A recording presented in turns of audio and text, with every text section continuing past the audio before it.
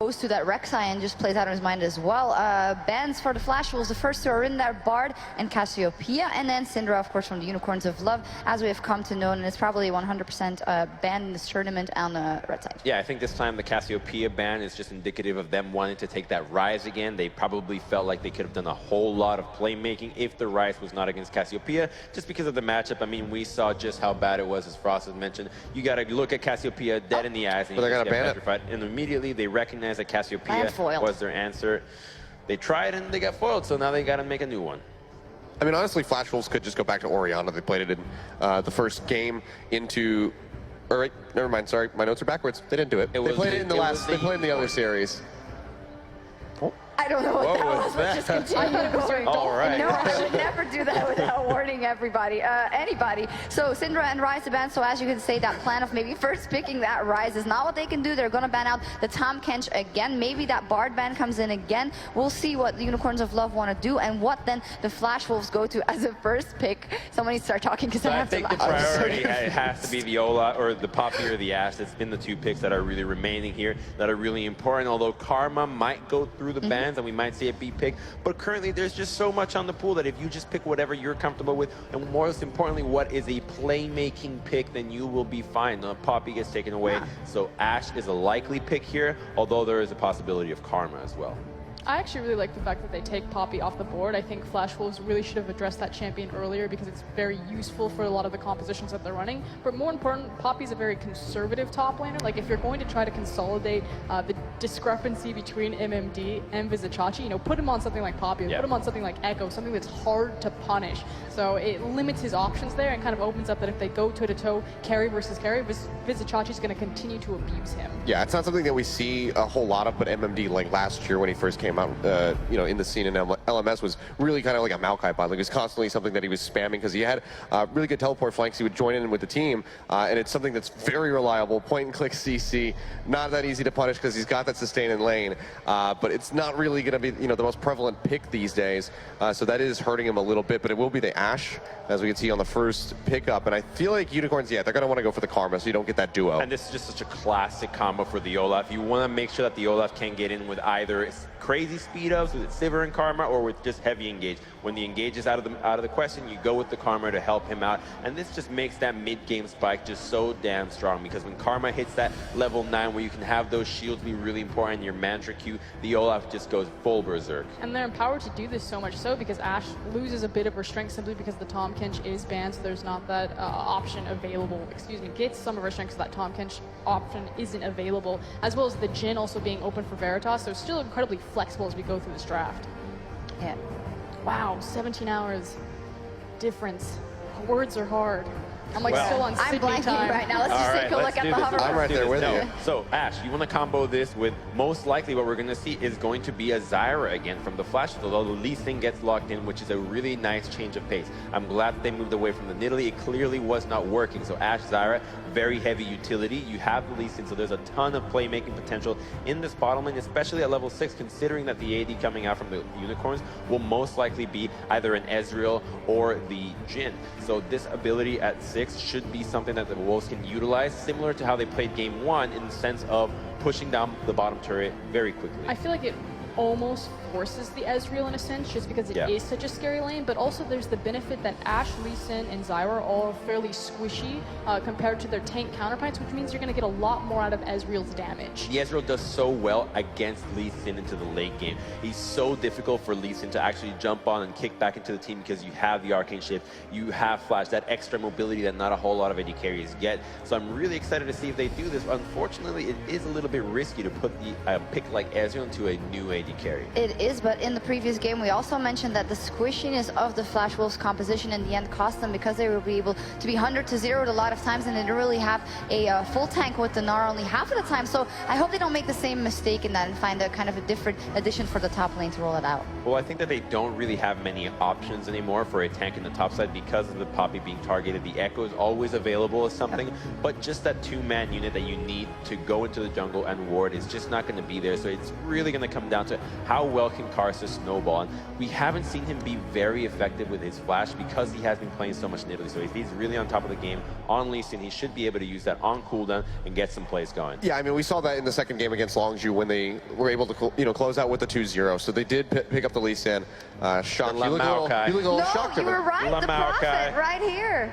I mean, I know MMD. I know that that's a big pick for him. Yeah, so he decided to go back to it. It's not the most meta pick these days, but still wants to go to something more reliable. It does work because they do have the cannon. I mean, obviously, if you go back to the core basics of Maokai, he works really well against big magic AoE damage, so it's not completely out of left field. Take credit, damn it. Yeah, and to be fair, when you pick Maokai, you're basically put on tree duty, which just means you're not up to the task. We're going to give you something that no matter how hard you feed and how hard you fall behind, you're going to be able to help the team out with a point-and-click route and that big AoE damage reduction, which is going to be so important when you're dealing with the likes of the cannon. Yeah.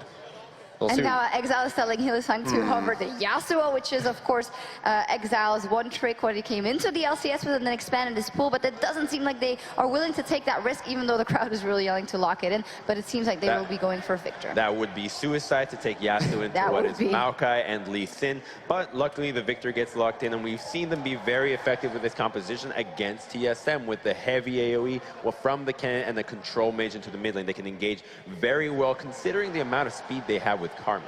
I forgot to ask it at the beginning of the series, and this is match point. So predictions, is UOL going to take it home here in this game? I believe that Unicorns will do it. I really like how they've been going, although I don't think that the Flash Wolves are to be underestimated here. Frasco?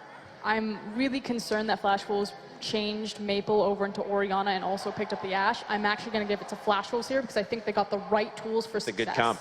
Yeah, I'm also going to go with the Flash Wolves. I think that MMD being back on something like the Maokai that's fairly comfortable for him. Karsa going back to the Lee Sin, there's a lot of pick potential there with that Dragon Rage kick. So that coupled with the Ashe Arrow, I think they're going to take it. All right, 2 times Flash Wolves and 1 time the Unicorns of Love here for the Desk Casters. What do you guys think? Interesting, something we were, of course, just discussing during the picks and bans as we move into Game 4, and I think similar to the Desk, we think that the draft may be in favor of the Flash Wolves. Yeah, I think that the Maokai into Kennen is a very strong matchup for the Maokai, and Maokai is just naturally really good into double AP.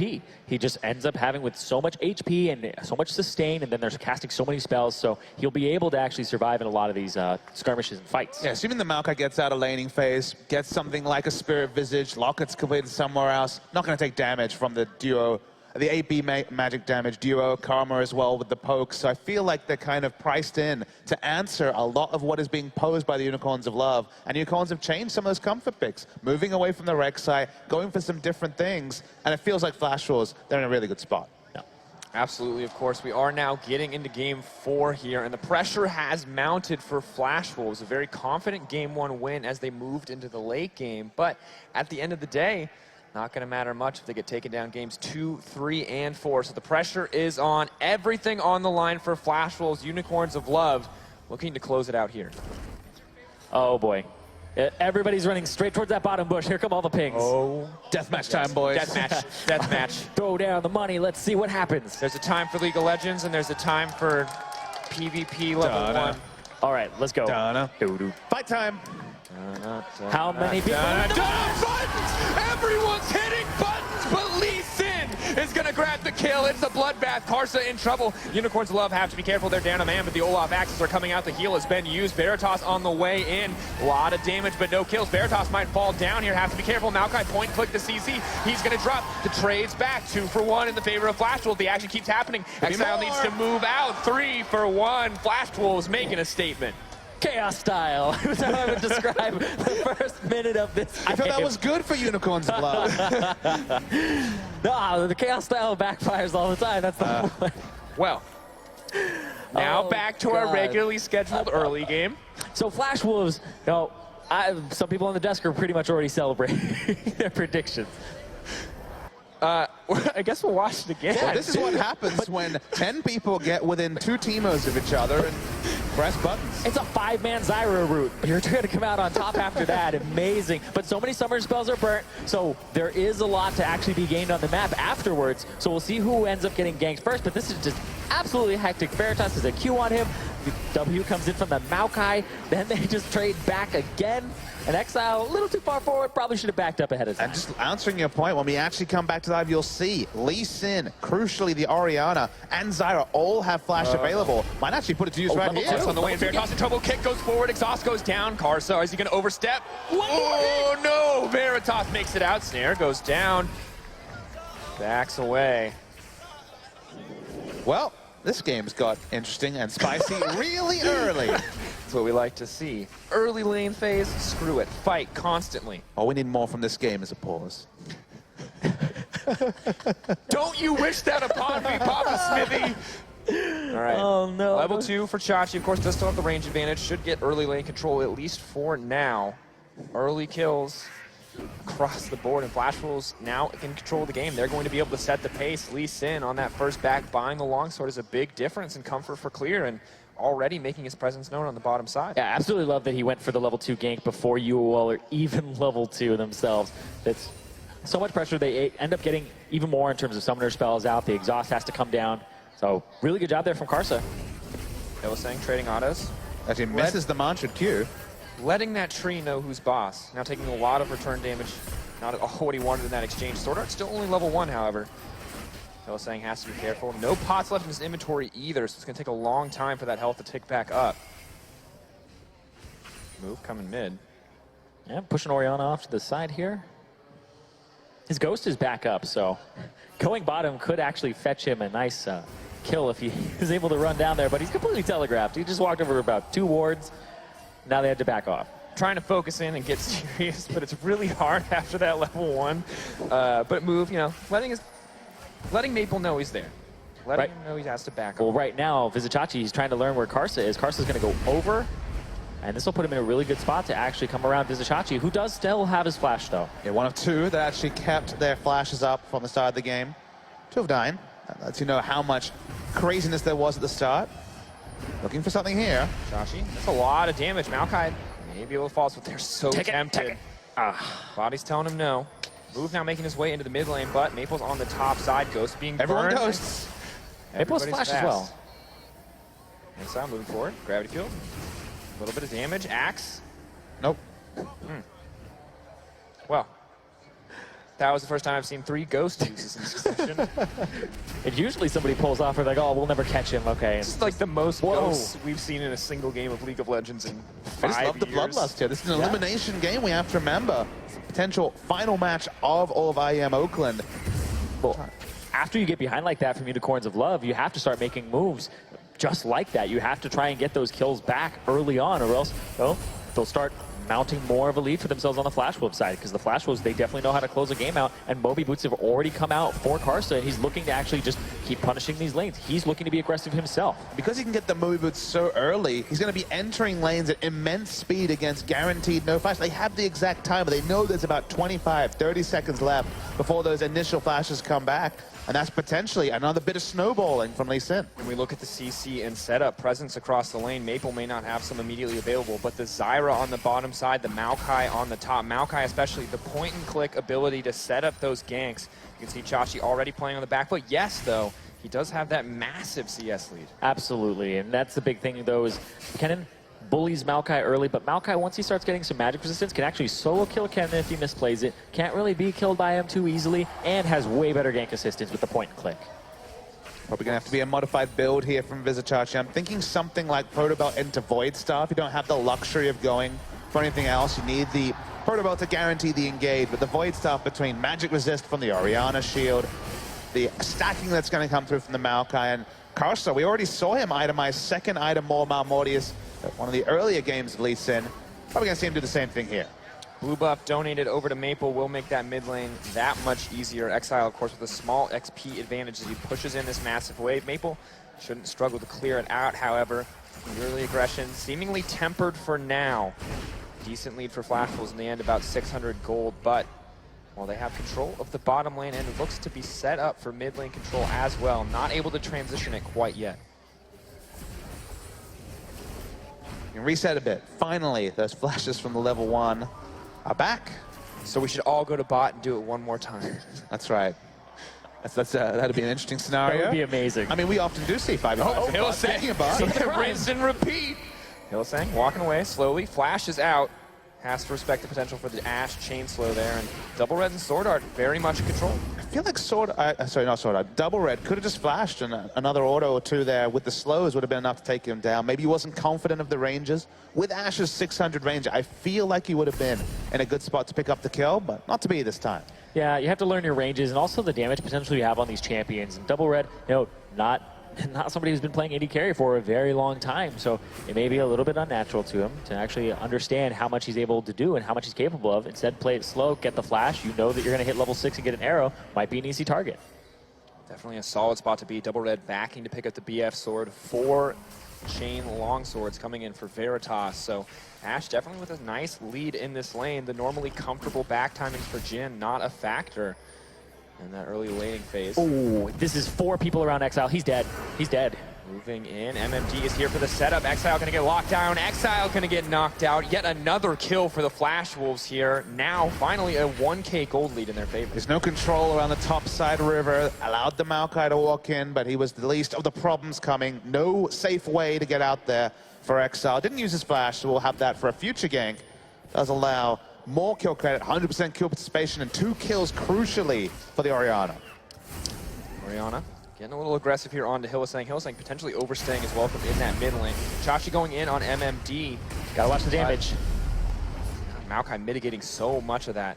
Yeah, the damage onto Maokai is so much less consequential than the damage onto Kennen. Doran Blade lifesteal is going to pale in comparison to the Sap Magic passive. That is going to be procs, because Visachach is going to be looking to harass and punish the Maokai, and it's just, damage is not going to stick, especially when that Spectre's Cowl is completed. And of course, the double Doran, such a nice early power spike coming in for the Maokai. Gives everything he wants in that kit. Well, he might want even more right now, because all he has to do is W and Lee Sin right here, ready to gank. Might be a flash W even. Who knows? Ready for the setup. Of course, a shortened range in recent patches. Does go in for it. There's the setup. Karsa moving in. Chachi knocked down. Is going to get the stun on Karsa in the end, but a quick slap on the ground. Going to close that kill out.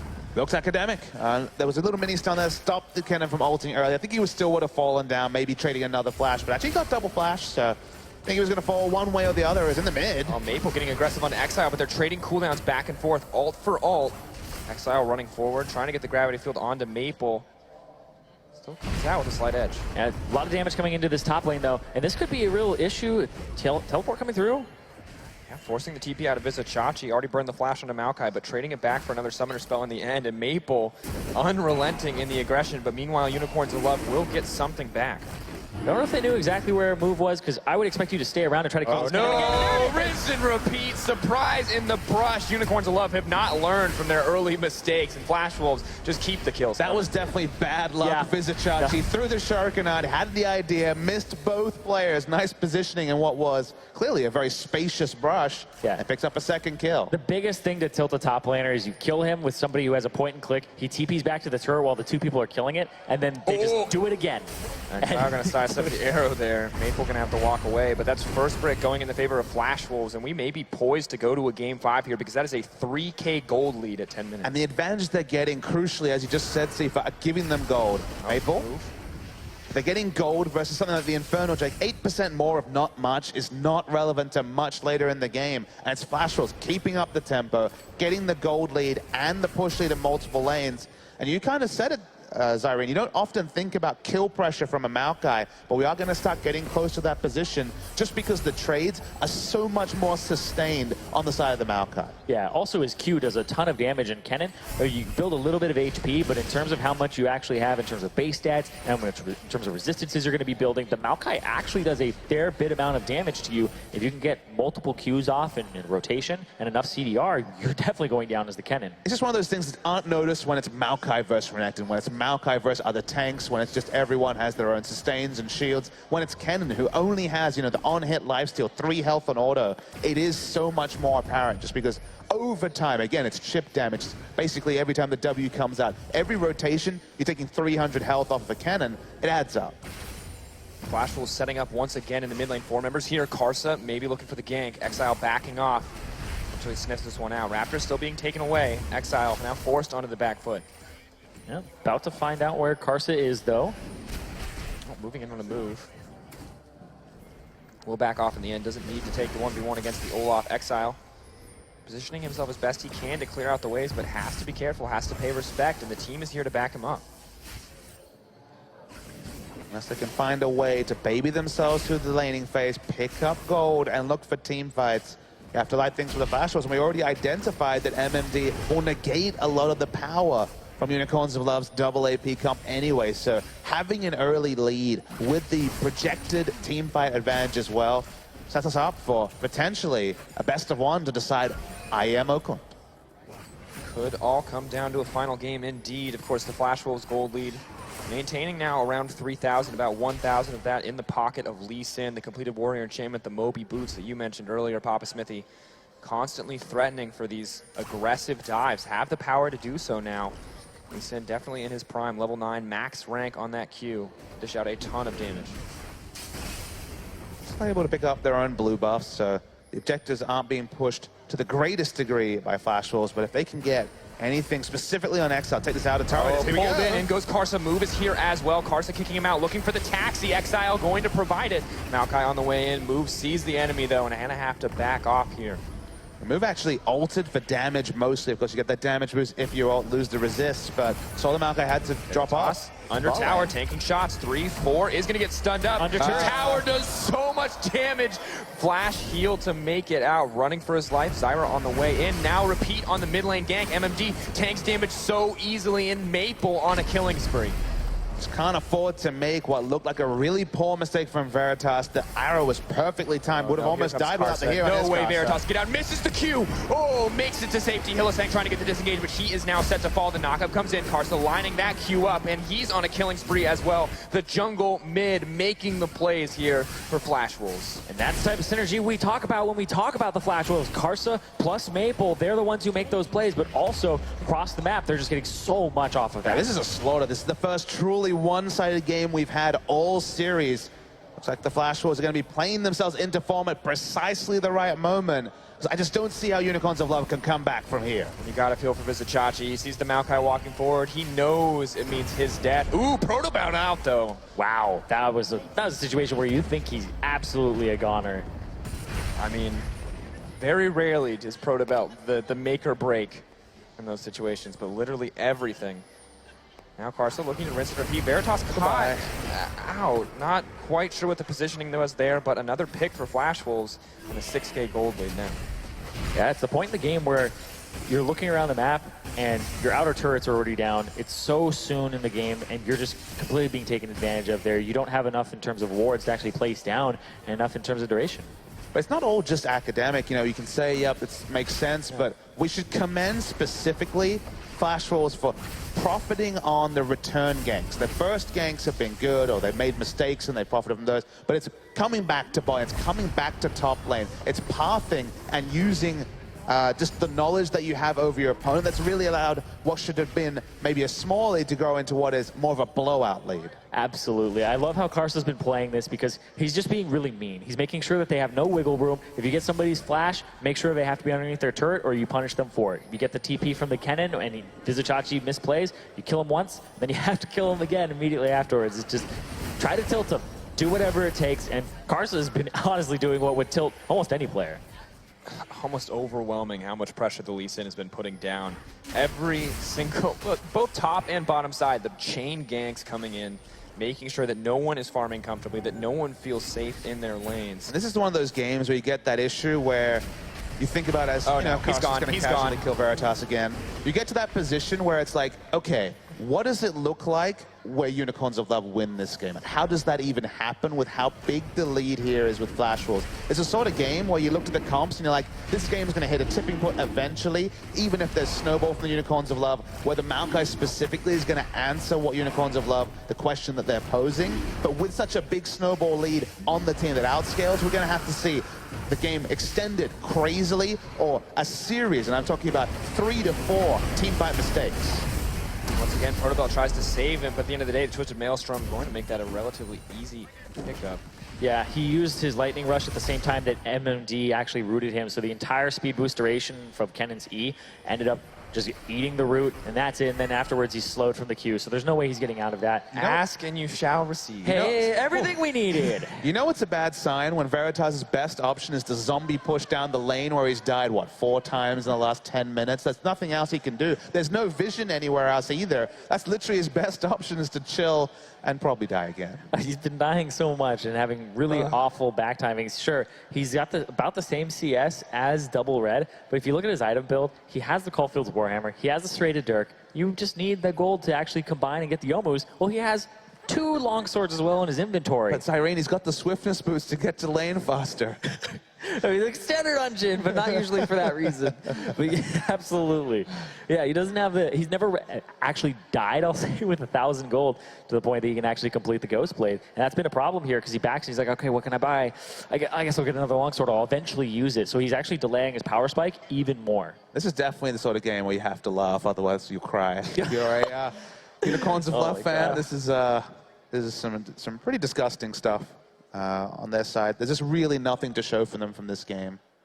And, you know, the pause will go on for now, but Flashwolves can already realistically start planning for Game 5. 2-1-5, the scoreline for the Maokai. That's pretty terrifying against the AP composition, mostly relying on base damage, the upgraded Hex Core, Proto Belt, the AP champions who need to carry these team fights. It's just not enough to cut through even that first magic resist item, Merc Treads as well. I mean, Spirit Visage is already complete for the Maokai. It is going to be, as I mentioned, the rush on the Moa Mordius coming through from Lee Sin. Locket's going to come through at some point. There's already a Negatron Cloak from Orianna, has the shield as well. This duo is just not exploding anyone, and the fight only gets worse after that explosion, or that attempted explosion with the Kenano and Victor combination comes through. It's just realistically, it's not like they have this insane scaling hyper carry who's going to offer so much damage on attacks, right? Jin, 4 shots in a team fight and he's done. He has so much utility, so much potential damage, but if you're facing down a lineup that is ahead of you to the point where they are all essentially insanely tanky, the Lee Sin, the Maokai, he's just not going to have that consistent damage output like the Ashe. And Veritas clearly not as comfortable on the Jin as he was on that Ashe pick we saw earlier. But it's really a pleasure to watch the Flashwolves playing like this because they're being sharks, they're smelling the blood in the water, and they're being so aggressive. Specifically, Karsa, as Irene has gone on about. But everyone here has really noticed the deficits, noticed where they can play, denied vision, played aggressively, and pushed an advantage that could have just been a small one. You know, if this was the Flashwolves from Worlds, they probably wouldn't have been going for these extra bonus kills, bonus objectives. But the mindset, especially after 2 losses in a row, to come out like this is the sort of class that comes with having 3 players like Maple, like Sword Art, like Karsa, who've played together for a long time and have snowballed games like this. Yeah, and I think that this game has just been over and over again capitalization on some errors. I believe there's some replays that we can go through here from the series to just kind of demonstrate it, because it's like, how did we get to this point? It's 11-1 in terms of actual kills. It's just been punish after punish after punish. We started with a level 1. This is good. If you just joined this game, let me take you back to level 1. Let's just, yeah. 5-man Zyra root really hurts across all of the AoE that comes through as well. You know what the most interesting takeaway is here? There was no ward onto the brush of Flashwolves. There was one for the Flashwolves, and the amount of autos that Unicorns of Love missed out on might have been critical in the first kill. And once you start in the numbers disadvantage, nothing really you can do as Unicorns of Love. I mean, when you look at Zyra and the level 1 root damage, you're like, all right, that's good. It's pretty negligible. When it hits 5 people, yep. The support shouldn't do 400 damage level 1 with a single ability. But if it's going to hit 5 people and you're going to 5v5 at level 1 for some reason, that's suddenly a very impactful ability. Yeah, and then they lost complete control of their lanes. MMD kind of strolling by. It's the point where the Victor just goes, why is he here? Well, how is he here? And he's not punished at all. And this again, oh man, you blow your ultimate. You don't blow your flash here, so this is Chachi. It's good by him. But he teleports back in. Oh, bad luck, Vizichachi. Yep. That's the stuff right there where you're just like, now I have to walk back to lane. I'm so far behind. But if he ran straight down the lane and died, you'd be like, okay, it was disrespectful. But he threw the shuriken. He clearly had, you know, that second sense, good top laners do. But it went wide, and so mostly has Unicorns of Love's hopes in this particular game. Waiting, of course, to get back in the game. Should be in soon. But I have to say, Karsa's been playing this so well. He knows where to punish. He knows where to play as this Lee Sin plays to the person who has the point and click, right? It's super easy with that Maokai in the top lane. It's obviously something that he's been able to do before. And Seth, Achilles was talking about it on the desk. And MD on the Maokai is a classic for him, all because of that point and click. Karsa sets up the Nidalee Spear with it easily, and then it's the Lee Sin on top. I mean, not just for MMD either, for Stake, if we want to go back. Yeah, Maokai was a classic pick, strong, allows teamfight initiation, can afford to lose lane early game and make it up with team play, but not even losing lane in the early game, looking confident, looking strong. And I'm a really big fan of Maokai in situations like this, where you're like, okay, double AP, let's go for Maokai with my ultimate to negate damage I can build into magic. When Maokai is a staple pick in every game, sure, it gets a bit boring. Doesn't have the carry capabilities of a champion like Kennen when it comes to explosive team fights. But when it fits the situation, as it has, I mean, we saw Duke actually for SKT pull it out against KT Rolster in the semifinals of the LCK earlier this year. Situation is to lock down a on-hit Kog'Maw build back when that was big. In a situation like this, where you just bring in Maokai out of meta and do it in just the fashion we've seen here, it's cool to see. Oh yeah, there's definitely a situation where Maokai is the best pick to go for, and this was one of them. And I actually loved how they picked it, even though they saw the Kennen, they knew it was probably going to be double AP, but the Yasuo hover was really interesting because Yasuo into Orianna, you can stop the ball from coming in with the wind wall. Also, you would actually diversify your damage palette and have another AD threat on your team, and you couldn't have the Maokai just build one resistance. I don't think you should ever wish that upon solo. I'm just saying. I'm just saying. Like someone's be, oh yeah. Hey, they don't need our encouragement to play Yasuo. Everyone knows that. The Yasuo shows up, hell or high water. Very true. Why it's so banned so frequently? You're like, I don't want my team playing it. I don't want your team. That's why I'm excited for 10 bans. No Yasuos. None. Is that your ban? Mandatory. I don't even need to do it. If I'm lost, sure.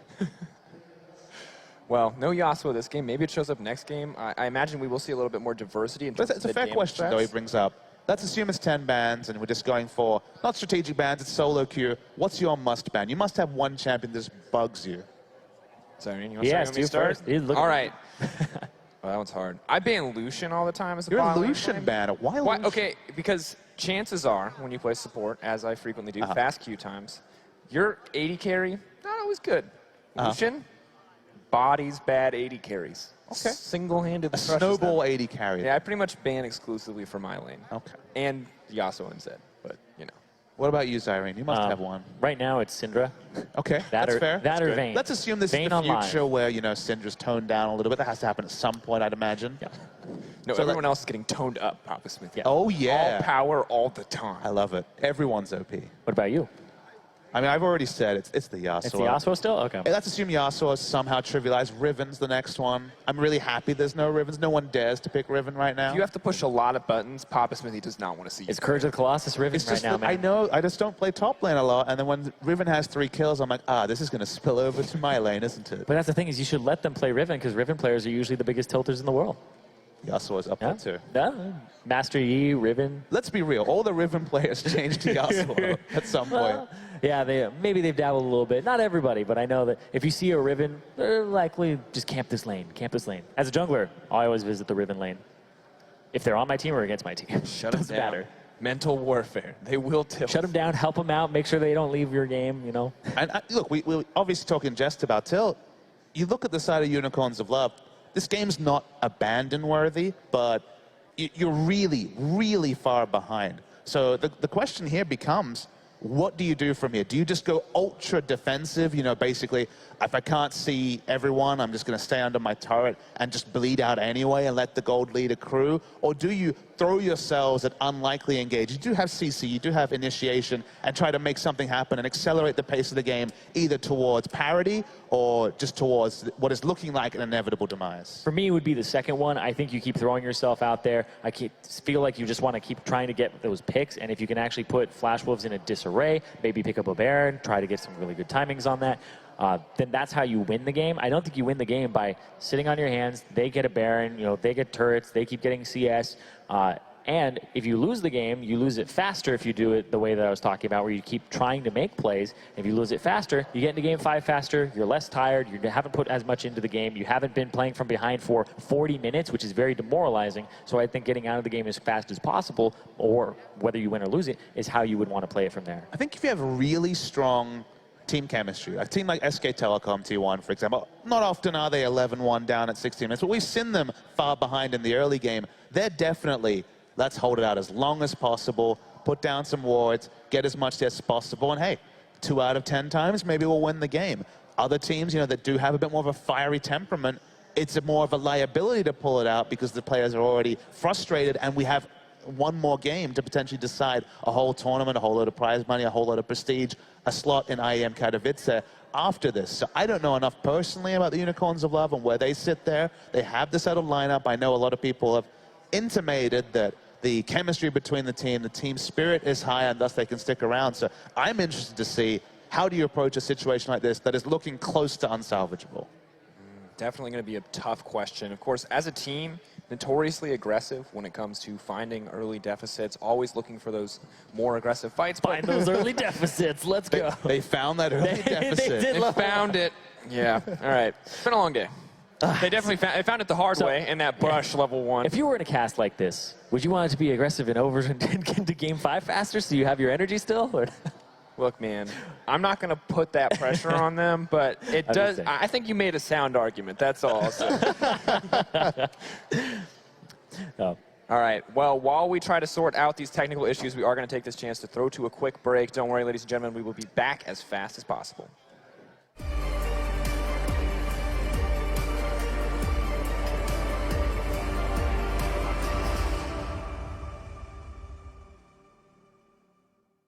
Do you want to feel like a pro gamer?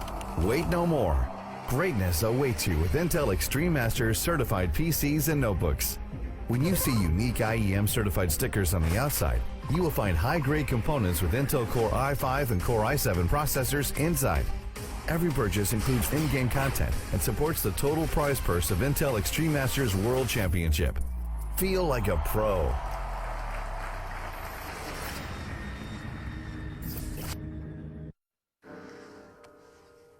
Come on, one more? One more.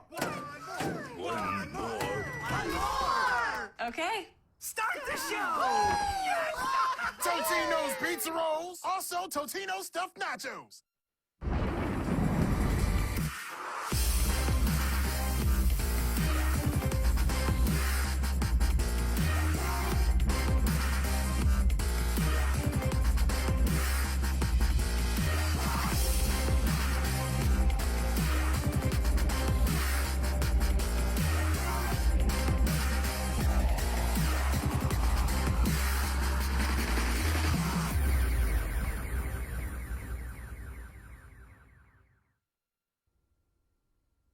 That's a whole lot of sugar.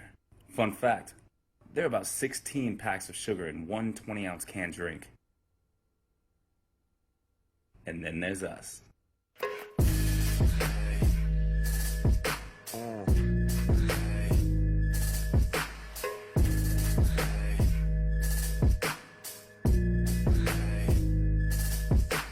G Fuel, the official energy drink of esports.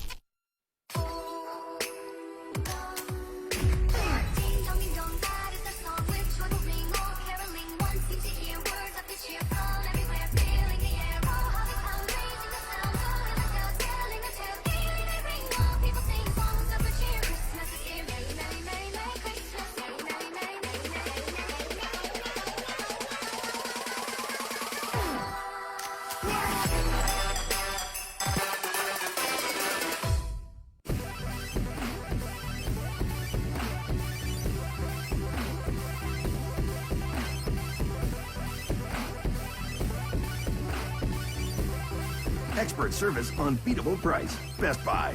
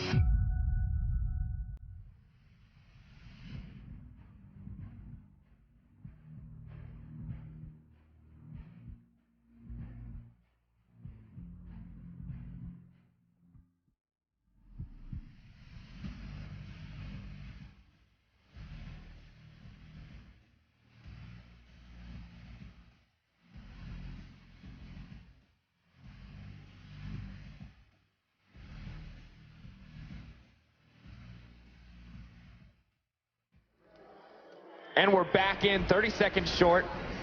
Don't trust the timer, folks. Wild card. Never trust the timer. Moving in. Well, while we were gone, in an almost 2-second period where Flash Wolves unpaused the game, Veritas died again. Still Veritas. Unpause, kill him, pause again, unpause, and we're back. So that's pretty much all you missed in the 5 seconds of unpause that weren't on broadcast. And Flash Wolves, unsurprisingly, still in control of this game. 10K gold lead at 17 minutes. And ladies and gentlemen, we don't like to count teams down and out. It's a tough spot to be. There's always the potential for comeback. I can't handle you right now. I can't see that. Yeah, it's true. I need you to just agree with me right now. I can't. You are a strong, confident play-by-play coach.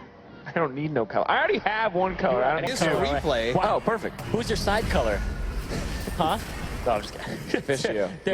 Whoa! Moving in. There's the kill going down. Of course, it's almost impossible for Unicorns of Love to come back. So as we've talked about, this is mentality. This is the best of 5. The pressure is on for them now because they have to be looking towards Game 5. Maybe holding on to hope just slightly, but you have to wonder where their attention is.